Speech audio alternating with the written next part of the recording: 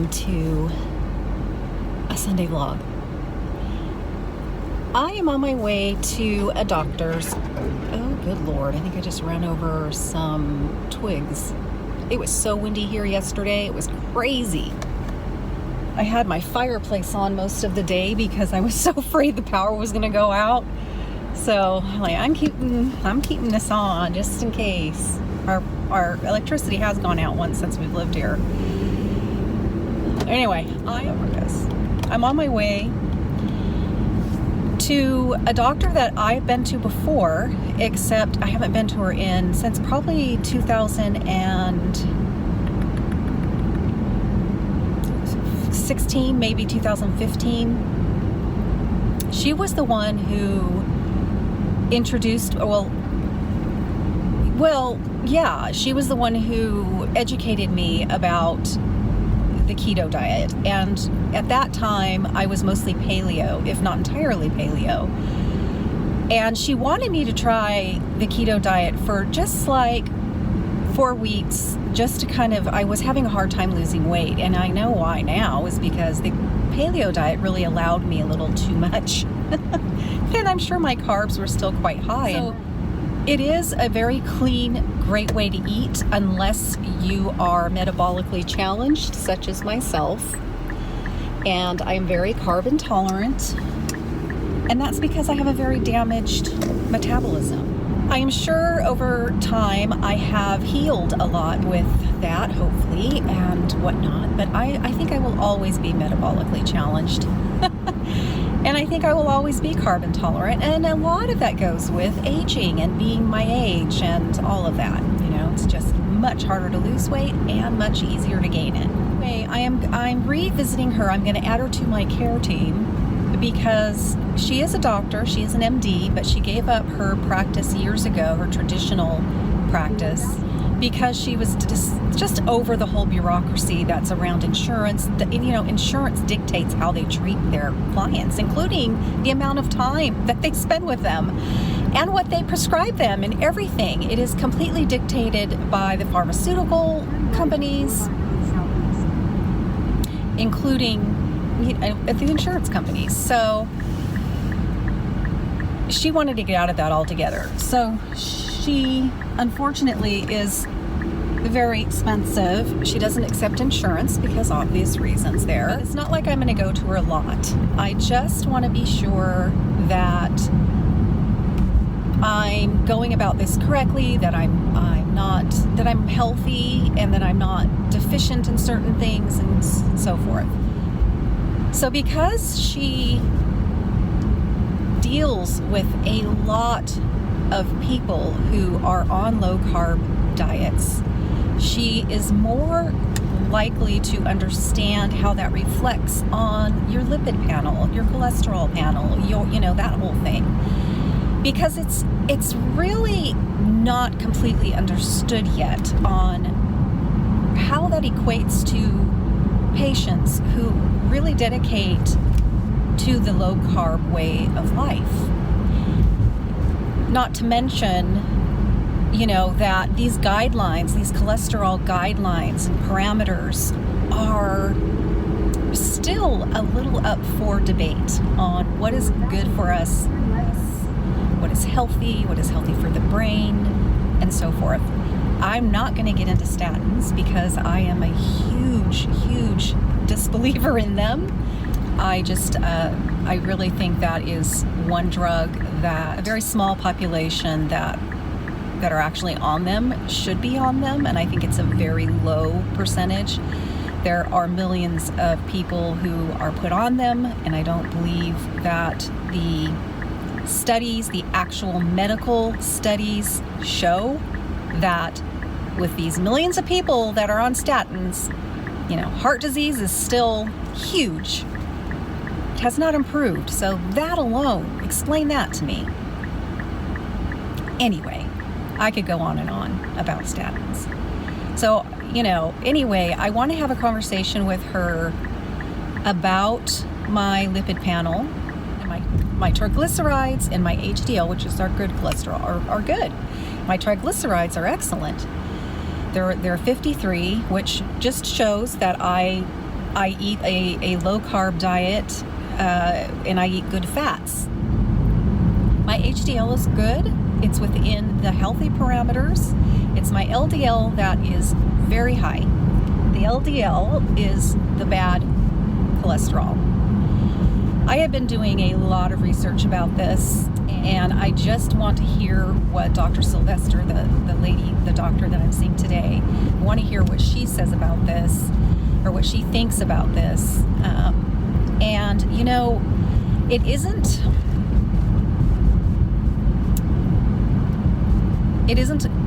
understood how LDL plays in this part of this low-carb diet. LDLs, when your LDLs are high and your HDLs are good and your triglycerides are quite low, you know, that really shows more, from what I have been researching, that you eat a healthy diet with a lot of good fats. And this can escalate your LDLs. This is one theory. Another thing is that they really don't understand fully about LDL. Most cardiologists, you know, believe that LDLs that are high, you know, this leads to plaque and this leads to heart disease. However, there have been studies showing from years ago that LDL actually tend to appear when there is inflammation. It doesn't mean, it's not showing that they are the cause of inflammation. They just happen to be there when there is inflammation.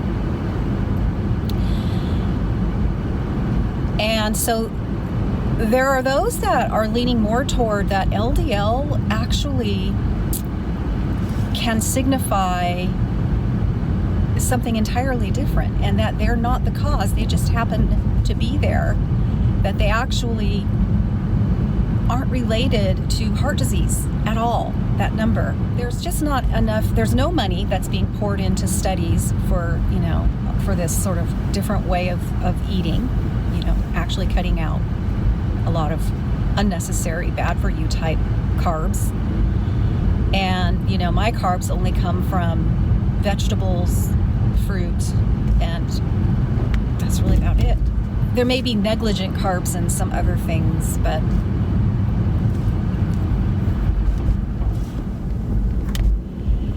so I find it, first of all, very interesting, for sure. If my HDL was bad and my LDL, then I would be really perplexed. Because honestly, I eat better than a vast majority of Americans. You know, I don't have junk food.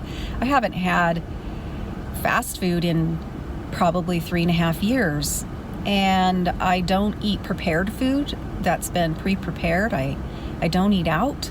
I cut out sugar and all the grains.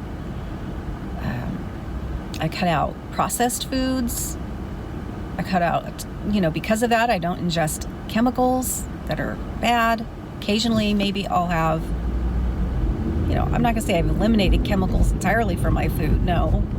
Because, you know, I do have bacon, and, you know, there's a lot of other things that I will eat as long as it doesn't have sugar in it. So,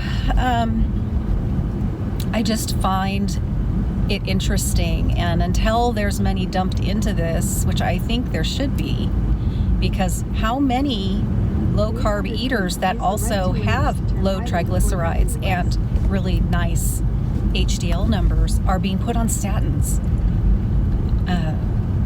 which have been shown to lead to diabetes and brain diseases, all different, you know, Alzheimer's, dementia, all of that. So that's really kind of the main thing I wanted to talk to her about. And then just to let her know sort of what happened in December and how my vertigo really showed up, and how, you know, I've got this thyroid nodule and I felt unwell. I'm starting obviously to feel better, but it's still there. You know, my vertigo is in the background still, and I have to be really careful about that. And, you know, I'm just, you know, I'm not up to par, and my par is definitely not even where it should be, I'm sure. But I do have a very strong suspicion that the CYMBALTA is definitely making me a little tired. And I've lost some energy that I felt like I was kind of gaining as I was feeling a little better. But again, I don't know, because if you recall, I didn't sleep for the entire month of December. Maybe an hour to 2 hours a night, and then I would doze but never really fall into a nice sleep for really the entire month of December, because I won't go into that. So, you know, I'm probably still trying to recover from that, and because I'm no young spring chicken, you know, it takes me a little longer to do that. So yeah, but I don't know, I think the big tell will be when I jump up to 60 milligrams, what that does. And I'm not sure if she's going to have me bump up this next time, or if she's going to have me bump up to 40 milligrams. I'm only on 30 right now of CYMBALTA.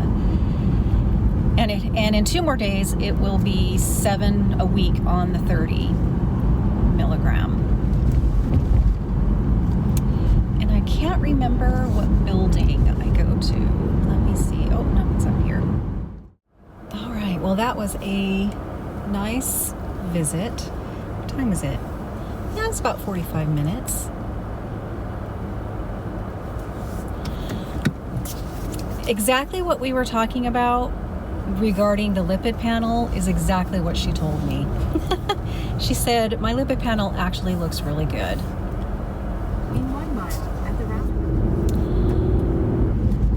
She looks at the HDL and the triglyceride numbers, and she doesn't pay attention to the others. And she said if we wanted to really get a good look, we would do a calcium, I can't remember what it's called, but it's like a calcium sort of panel, which would tell you if you are having buildup in your arteries. And if it comes back 0, then she said you have clear arteries and you're good. And then there's another that's sort of a deeper look into the LDL, because there are LDL particles that are good and LDL particles that are big and fluffy that are actually great, but they are both combined into that one number.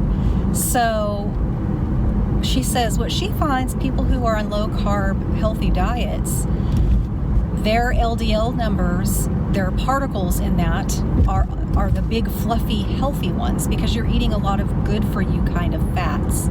Anyway, the research that I did basically is exactly on point. And, you know, I think I am going to do the calcium. I'll probably end up doing both of them, because I just want a good, solid,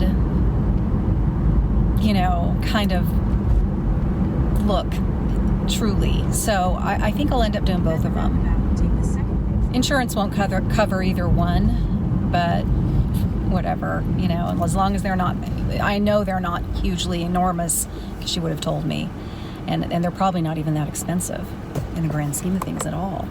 So I am probably going to have both of those done.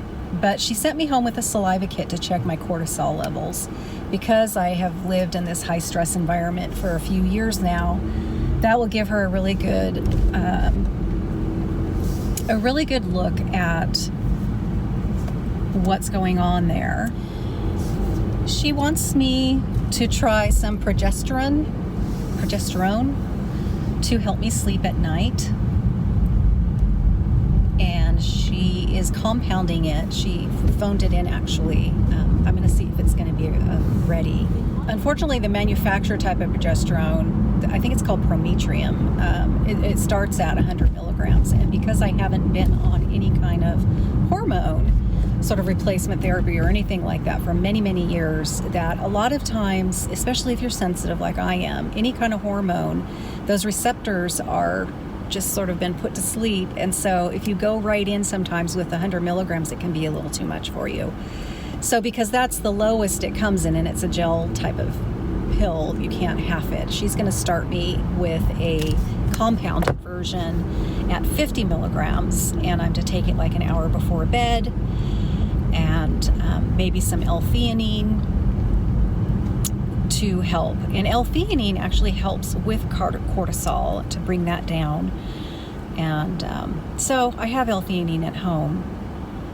I'm gonna start there. So that was good. She's doing some additional blood work. She does tests and things that aren't the norm. So she's more about the whole metabolic picture, and so she looks at whether it's blood work or these other types of tests like the saliva. She wants to get a picture, the big picture of metabolically that's going on with you. So she said she's going to go over, because I brought in my past labs. So she's going to go over those more closely and see what additional blood work she wants me to do. So we won't meet again until she gets the labs back, the saliva, and then she's also going to, I think, send me to Quest for some blood work as well. So, I think it's really good to have somebody like her on my care team. Doesn't that sound official? That's what I'm calling it. Because I do like my doctor, and I can tell this doctor didn't,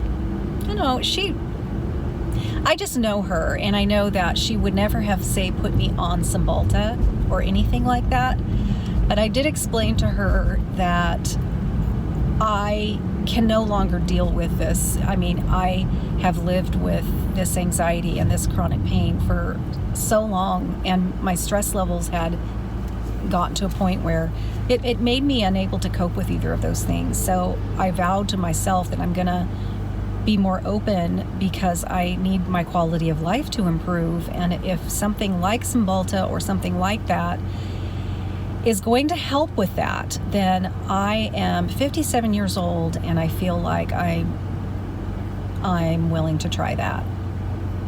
That's kind of what I explained to her about my take on this. Because if you would have asked me 3 years ago, I would have turned it down and said, no, I'm not willing to do that. I'll try other things. But I'm just at the point where I'm open to that. So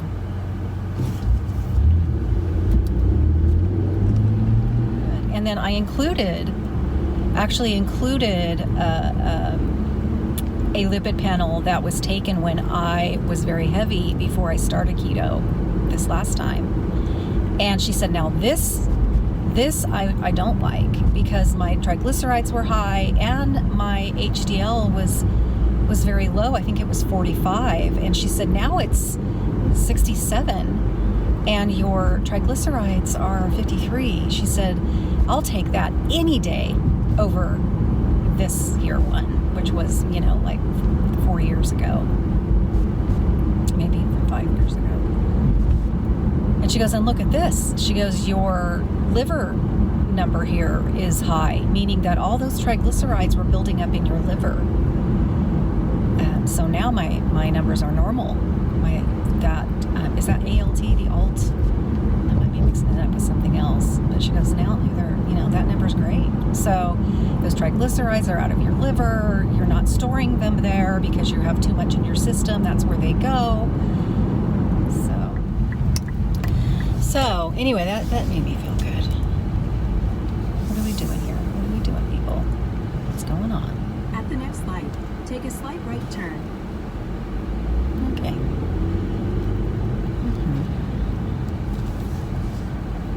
All right, guys, oh wait, where is this place at? Is it down here? I better see. I was gonna park, I was gonna go to the grocery store, but apparently this is in the same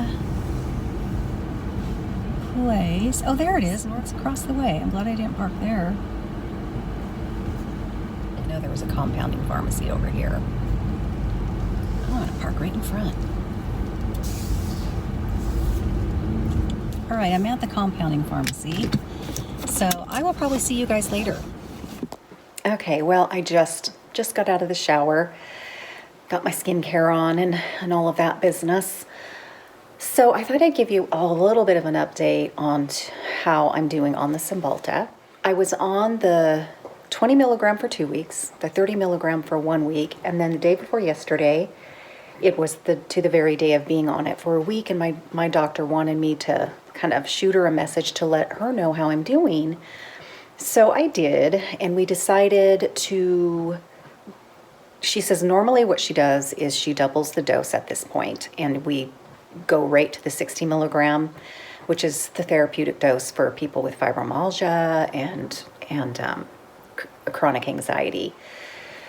So because I'm not really having any side effects except for definitely increased tiredness, and this I'm not sure is associated or not, I'm going to pay more attention and see how it goes. But I've been getting kind of this like head pressure, this kind of like, not a headache. It hasn't gone to that yet, and I hope it doesn't. But yeah, that I've been just kind of noticing this kind of like, especially, you know, like the top here, just kind of like this head pressure, maybe a little bit on the sides. It's really weird. So I'm going to keep an eye on that. And I was starting to get that really at the 30 milligram dose. And so yesterday was my first day of doing the 60 milligram, and nothing really changed except for, I want to say I definitely was even a little bit more tired. So today's my second day, and I just took it maybe an hour and a half ago. So I'll keep you updated on that. So far, no significant difference with my fibro pain or my back pain and stuff related to all of the pain. Which is why we've decided to just jump up to the 60. And as for the anxiety, I feel like at the 30, I was starting to feel like a sense of a little bit of this clue of feeling maybe like a sense of this calm, but it could have also been that just I was tired. So not significantly different, but I'm hoping that on a couple weeks of the 60 milligram, I'm going to start feeling benefits for both of those things. And I also read that tiredness is extremely common with any antidepressant or any sort of, you know, and this type of medicine. So, and it can go away with some time. So it may take a few weeks and may even take 2 or 3 months. My doctor said that if it continues, if it feels like it's really interfering with your day, then start taking it in the evening. I'm holding off on that right now because I also found out or read a little bit about it, in that it can sometimes cause insomnia if taken in the evening, and I already deal with that. So I'm just going to hold off for now on that. Sorry, my arm was killing me, so I moved. I'm going to just kind of hold it here as I'm leaning into you. So that is what's going on there. Because I am feeling really tired, I decided, because I have been staying in my pajamas, I just been so tired. Yesterday, the first dose of that 60 milligram dose, it definitely was like, man, I am just, you get to that tiredness where you cannot do anything else really. I mean, I know I need to record, and I'm super excited to share a couple of brand new wigs to me that I'm dying to do wig chats for. But I've just been so tired. There's just no way I could get myself motivated, or not even motivated. You're just, you know that feeling when you first wake up and it's like it's time to get up, but you're just tired and it takes you a bit and you got to have your coffee, and that's what it starts going back to as I, you know, as at hour 2 and hour 3 of it in my system. Hi, are you going to chime in here? Yeah? Are you? Yeah? Oh goodness, so he's going to get up close and personal, huh? You going to get up close and personal? This is Lila. Isn't she the precious thing? Aren't you? Yeah, are you precious? Yeah, I'm going to do a headbutt. I love you, honey, yes. She is not the most, which is an understatement. She's not a cuddler. She's not a lovey kitty. So when she's like this, you have to grab all of that for what it is. And I know why she's doing it. Even though I just gave her food, apparently it's not to her taste today, and she would like something else, which you're not going to get. Okay. All right. We're going to get right in the way today. Yeah. Okay. Well, I guess she's going to be a part of this. Maybe. No, I thought she was going to jump down. It's not gonna jump down. Guess I'm holding my phone again. So my plan today, rather than just wallow in this tiredness, was to get my rear in the shower earlier than I normally would and get myself dressed at the very least. So, you know, that's my plan. So if I'm tired and I don't do anything, at least I'm showered and dressed. You know, it's the little things. So that's what I did today. All right, I will see you guys a little later on in this vlog. Different day. I just got out of the shower once again. I have something exciting to kind of share with you guys. So this is actually my 4th day on the 60 milligram. Now yesterday was a lot better than the day before when I really was terribly tired, and I did get a headache from like that pressure feeling, and my daughter suggested to start taking it at night. Well, the next day, Loki, the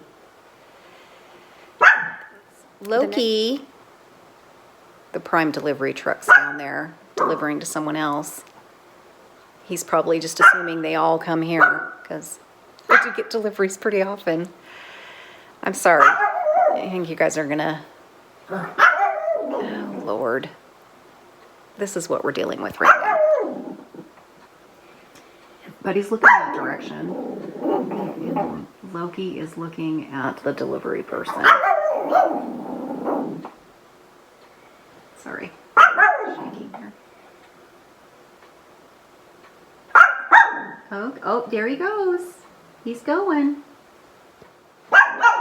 But the next morning, I almost decided to skip that so I can take it in the evening. But I thought, no, I'm just gonna do this. So I went ahead and just took it in the morning. Well, that day I had a much better day, which was the day before yesterday. And then yesterday, again, had a good day. So yesterday I had a good day as well. Pretty good. You know, I'm still a little bit tired, but nothing like the first day that I was on and made that transition to the 60. Well, you know what I was noticing yesterday? I was sitting here in this chair and it's like, wait a minute. My back pain has decreased a lot. And I'm not one of those people that can put percentages to pain.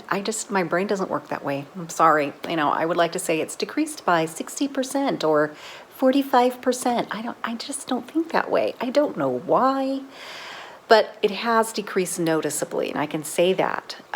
Now, as for like the muscle burning pain that I can get anywhere, but especially traps, the burning I get in my neck, you know, even like the base of my neck, that it isn't helping. Maybe it will eventually, but for now, it's mostly just that other type of pain. And the stiffness that I get when I'm standing up or when I'm first getting out of bed. I mean, I look like I'm 90 years old. I can barely, you know, all of my joints are so stiff, from my ankles to my knees to everything. And even if I'm sitting and I first get up, it's like those first couple steps, I'm like, I notice that's decreased as well. So that is very exciting. I mean, really exciting. Wonderful. So I wanted to report to you guys, I'm only 4 days in to the 60 milligram, and I'm still feeling tired, kind of a little bit like, what is the word? Just kind of, I don't know how to explain it, bogged down. I don't know.